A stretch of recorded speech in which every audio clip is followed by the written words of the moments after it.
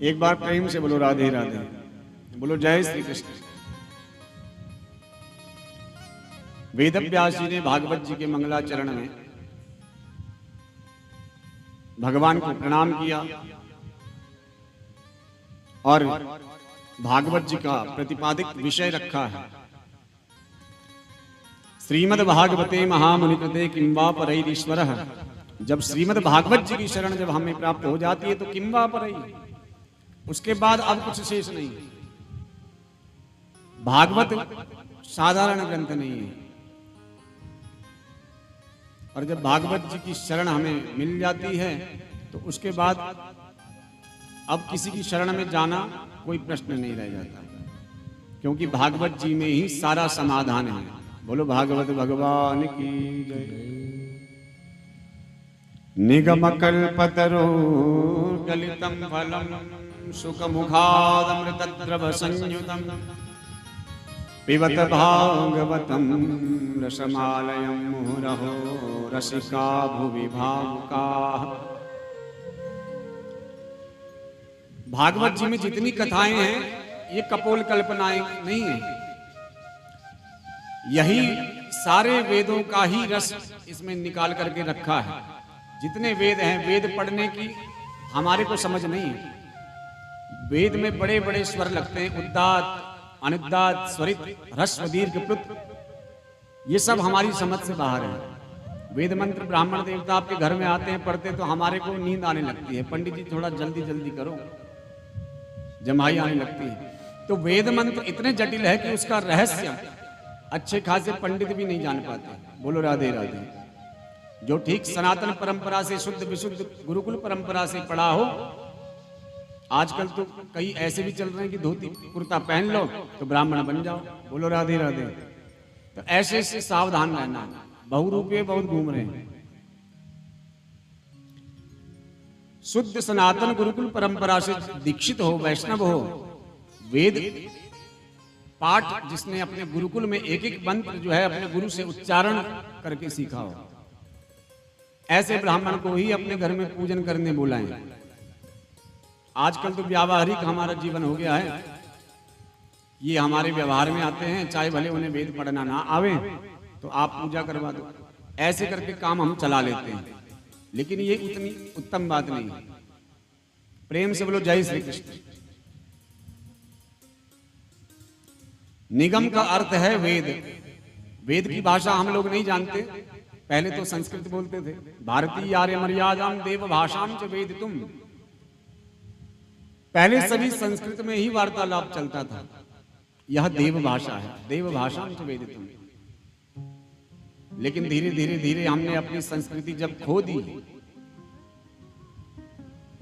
इसलिए हमें संस्कृत नहीं आ रही। लेकिन आज भी कई ग्रामीण क्षेत्र ऐसे हैं जहां पूरे गांव वाले संस्कृत में ही वार्तालाप करते हैं, अपनी संस्कृति को बनाए रखे हैं, संजोए रखे हैं। लेकिन हम लोग अपनी संस्कृति को छोड़ करके टेलीविजन को देख देख करके पाश्चात्य अपना रहे हैं। यह अच्छी बात नहीं। आज वह समय आ गया है जब वही यवन हम पर कब्जा कर रहे हैं, इसलिए सावधान होने की आवश्यकता है। तो उन वेदों का यदि हमें समझ नहीं आ रहा है तो वेदों का ही रहस्य भागवत जी में रखा गया है। इसको सरल कथा के रूप में द्रव्य बना दिया है, ऐसा द्रव्य बना दिया है कि जो हम आसानी से पी सकें। निगम कल्पतरोर गलितम फलम, ये ऐसा गलित फल है, इसका रसास्वादन कैसे किया जाता है?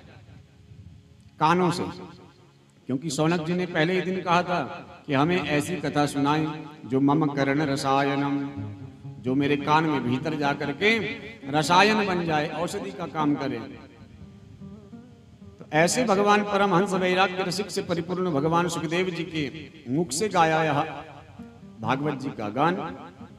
पिबत भागवतम रसमालयम, इसको बार बार पियो, खूब प्रेम से आनंद से कथा को श्रवण करो। मुहुरहो रसिका भुवि भावुका, भागवत जी के सुनने के अधिकारी वही हैं जो वैष्णव हो, जिनकी भगवान में प्रेम भाव हो, जो भगवान की सेवा करना जानता हो, और जिनको चुटकुले कहानियां सुननी हो तो वे भागवत सुनने के अधिकारी नहीं। प्रेम से बोलो राधे राधे। नहीं बोलोगे? हाँ, ऐसे बोलोगे तो कथा होगी। नैमिषे निमिषक क्षेत्रे ऋषयश्चौरगादय सत्रम स्वर्गाय लोकाय सहस्र सममासता। 1000 वर्ष के अनुष्ठान के लिए बैठे हैं। नैमिषारण्य पावन तीर्थ है। इसी पावन धरा पर 1000 वर्षों में समाप्त होने वाला महायज्ञ प्रारंभ हुआ है। प्रश्न किए ऋषियों ने, मानव का कल्याण कैसा होगा, कोई सरल साधन बताएं। हम सब अपनी कमियां जानते हैं कि हम क्या कर रहे हैं, क्या नहीं कर। हम सबको पता है कि हमें भगवान की पूजा भी करनी चाहिए, भगवान की कथा भी सुननी चाहिए, लेकिन फिर भी जाकर के हमारा कथा में मन नहीं लगता है, चुटकुला सुनने का मन करता है। ऐसा क्यों? थोड़ा इस पर विचार तनिक कीजिए।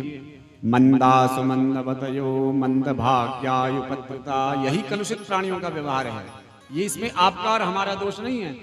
ये व्यास जी कह रहे हैं, ये कलयुग का ही एक दोष है जो हमारी बुद्धि को मंद कर देता है, सुमंद बना देता है। सुमंद मतयो।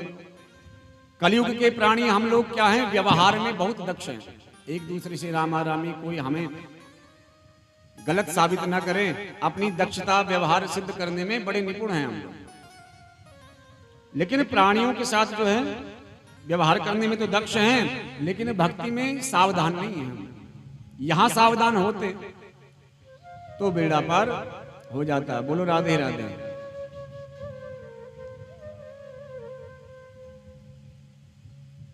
रुपया गिनते समय हमारा ध्यान बिल्कुल नोट पर रहता है। 100 नोट यदि हाथ में है, एक एक करके गिन रहे हो।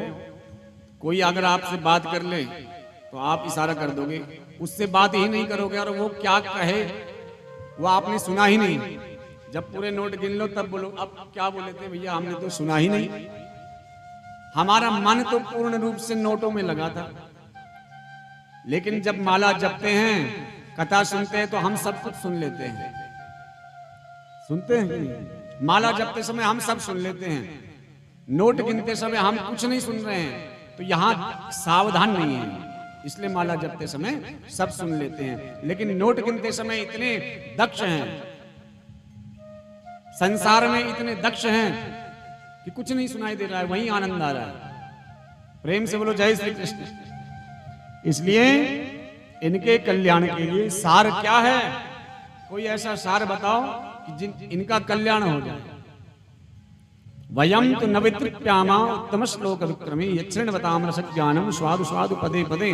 हे व्यास जी महाराज, कलयुग प्राणी विषय भोग में लिप्त है, जो कि अपूर्ण है। ये सारे जितने कामनाएं हमारे भीतर है, जिनके पीछे हम भाग रहे हैं, ये सारे रस क्या हैं? अपूर्ण है। इनसे हमें तृप्ति नहीं होगी। कोई फिल्म रिलीज हुई, आपने कहा बहुत अच्छी सिनेमा में लगी है, चलो देखें। 200-400 500 रुपए खर्च करके वहां गए, टिकट बुक कराई, पैसा खर्च किया, बहुत अच्छा आनंद आ गया। अब फिल्म इतनी अच्छी थी कि